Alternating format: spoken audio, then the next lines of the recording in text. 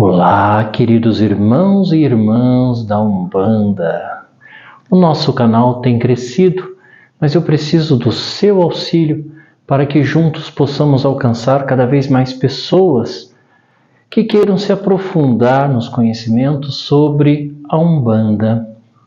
Por isso, se você tem gostado do nosso conteúdo, por favor, se inscreva no canal e indique para outras pessoas, para que possamos levar a mensagem de paz, humildade e sabedoria para muitos outros que necessitam do auxílio que a Umbanda pode oferecer. Eu sou Eduardo Campos, dirigente espiritual da Casa de Fé. Hoje eu vou conversar com vocês sobre Padê. Algumas pessoas me perguntaram por que um umbandista faz Padê. Na verdade, a pergunta não foi bem essa. Por que um umbandista coloca coisas num recipiente de barro e às vezes entrega numa esquina? Aquilo que as pessoas vulgarmente, sem conhecimento, chamam de macumba e acreditam que vai fazer um mal para alguém. Primeiro, o mal existe. Mas todo aquele que intenciona uma entrega, tendo em mente o desejo de maldade, tenha certeza, meu querido, o plano espiritual ele é dotado de justiça divina. O mal retorna ao seu ponto de origem. Ele só atingirá a outra pessoa se essa pessoa estiver compactuada, vibrando em maldade. Por quê? Porque se eu tenho maldade, então eu absorvo maldade. Mas se eu tenho bondade, esse campo vibracional, essa energia se torna incompatível e ela não vai me atingir. Ou se em algum momento, por algum deslize, ela me atingir, eu serei avisado sobre isso. De alguma forma, intuitivamente, por meio do sonho, ou alguém, se eu frequento a Umbanda, vai me informar. E como eu quebro essa corrente? Preciso fazer alguma coisa? Vou falar sobre isso em um outro momento. Mas precisa. Higiene mental, uma prece mental, evangelho no lar, com a sua família, ter fé e colocar em prática a caridade, que é essencialmente dotada de bondade. Retomando sobre o Padê. Antes de falar diretamente do Padê, eu preciso retornar à história. E além de dirigente espiritual, é importante que você saiba a origem da informação que eu trago. Eu sou também doutor e mestre em educação, arte e história da cultura.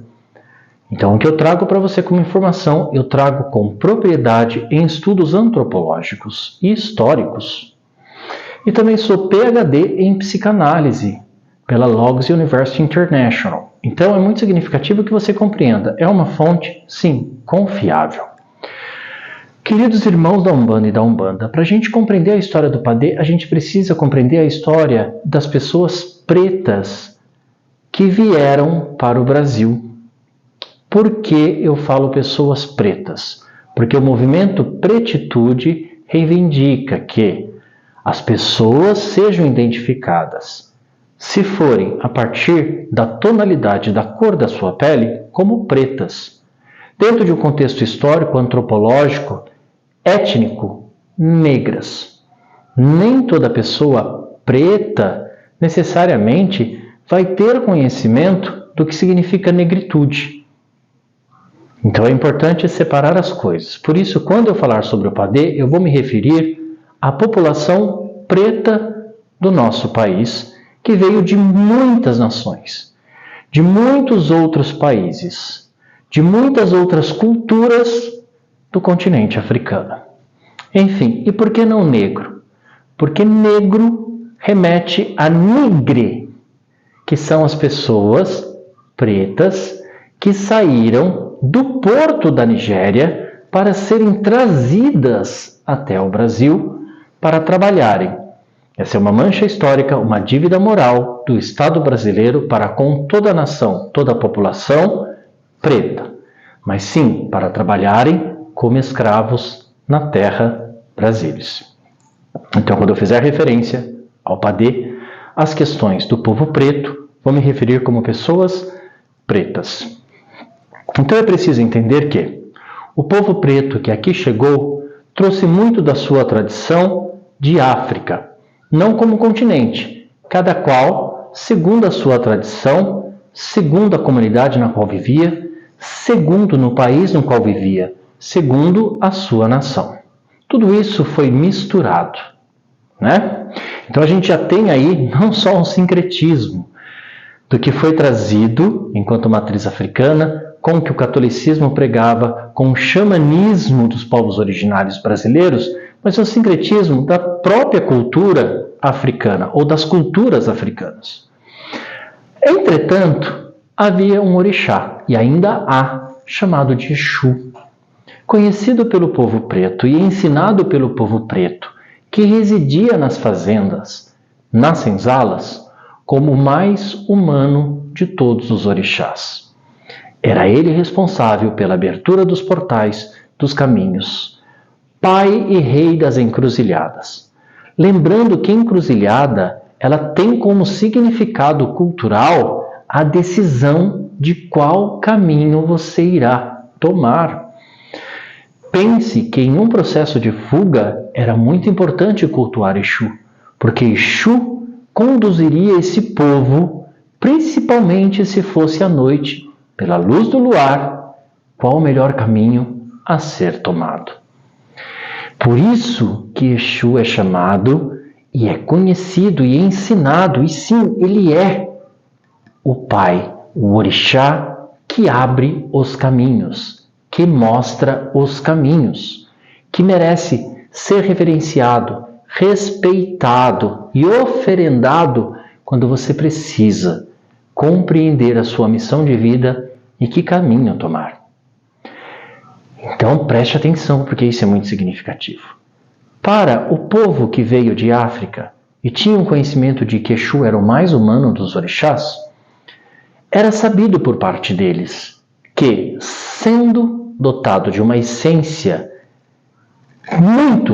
muito próxima da humana, ele necessitava das mesmas coisas que nós, seres humanos. E era uma cultura nas fazendas, principalmente de São Paulo, Minas Gerais, Bahia. Lembrando que naquele período, o estado do Paraná pertencia a São Paulo. Não é? Então a gente precisa pensar nesse todo. Não vou me alongar nessas questões geográficas e históricas, porque eu vou me atentar ao Padê. Enfim, era muito comum que a população preta, depois de estar trabalhando em uma fazenda, que ela se alimentasse de farinha, de milho e recebesse também uma dose de cachaça. A cachaça tinha como intenção aliviar o estresse causado no dia a dia e provocar um relaxamento muscular. Então era proposital a entrega da cachaça para os trabalhadores em condição escrava, mas que estavam nas fazendas, e o recebimento da farinha de milho como alimento. Se o que revigorava a energia dessa população era substancialmente a farinha de milho e a cachaça, o que eles entregavam para Exu, sendo Exu um orixá muito próximo do humano, aquilo que os alimentava. Então eles pegavam a farinha de milho, faziam uma panela de barro, porque é o que eles tinham também, pegavam na beira do lago, do rio, não é? Fazia um recipiente de barro, pegavam a farinha de milho, misturava essa farinha, né, na cachaça e depois de estar extremamente úmida, entregavam, ofereciam para Exu, com o intuito de revigorar não só a sua devoção a esse orixá, o respeito a esse orixá, mas de alimentá-lo com a energia humana, que era a própria constituinte de Exu. Óbvio que depois tudo isso foi sendo aprofundado. Com a abolição da escravatura e a população preta tendo acesso a tantas outras possibilidades, óbvio gradativamente, com muita luta, muito suor, muito ativismo político, não foi fácil, começaram a ter acesso ao azeite, né? Principalmente ao de dendê, ao óleo, à água de fonte. Então, os padês, eles também sofreram transformações. De acordo com a necessidade e a cultura, poderia se misturar a farinha de milho, a cachaça, a água, ao azeite de dendê, ao óleo, ao azeite, enfim, há inúmeras possibilidades. E aí, cada padê com cada mistura tem um propósito: energização, abertura de caminho, apenas uma entrega por devoção de gratidão, aquilo que você reconhece que Exu faz na tua vida, ou tantas outras possibilidades, tanto Exu e Pombas-Giras. Entretanto, o que é significativo? Quando eu estou preparando um padê, eu não deveria banalizar o preparo do padê. Quando eu falo banalizar, é fazê-lo de forma superficial ou simplesmente intuitivamente. É um ato de fé, é muito significativo, Exu e Pombagira irá receber, mas é significativo que nós todos compreendamos que, quando eu faço um padê, eu estou resgatando a ancestralidade de um povo, a memória de um povo que originalmente trouxe essa cultura para o Brasil.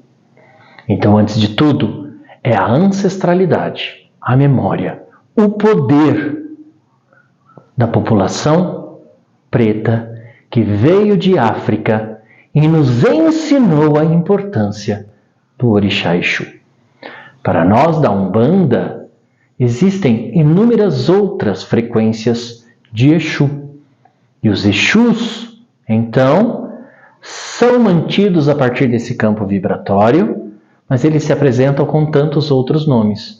Exu do Ouro, Exu do Lodo, Exu Tiriri, Exu Tranca-Ruas das Almas, Exu Tranca-Ruas, Exu Morcego, Exu Serpente, Exu Trunqueira. E se você for estudar a história de cada um desses Exus, com tantos outros, né? Exu Sete Catacumbas, Exu Caveira, você vai descobrir a dimensão energética e o que ele pode te oferecer em nível de benefício e bondade. Antes de finalizar esse vídeo, é preciso compreender, por favor, de uma vez por todas, compreendam, Exu nunca foi, não é e nunca será demônio. Exu é um campo vibratório e todo aquele que pratica caridade, o amor e difunde a paz terá uma conexão profunda com Exus e Pombas-Giras. Por quê? Porque o caminho para a felicidade, para a abundância e para a prosperidade é a vibração positiva sempre. E a encruzilhada da vida nos convida, a partir do livre-arbítrio, sempre a escolher o caminho da ética e do amor. Por isso, meu querido, minha querida, irmão e irmã da Umbanda, quando estiver fazendo o seu padê, não somente, pense que essa é uma entrega, uma oferenda, um despacho para Exu ou Pombagira, mas compreenda que você está naquele momento sintonizando a tua energia com a ancestralidade do povo preto que chegou ao Brasil de África. Axé Umbanda, graça e paz.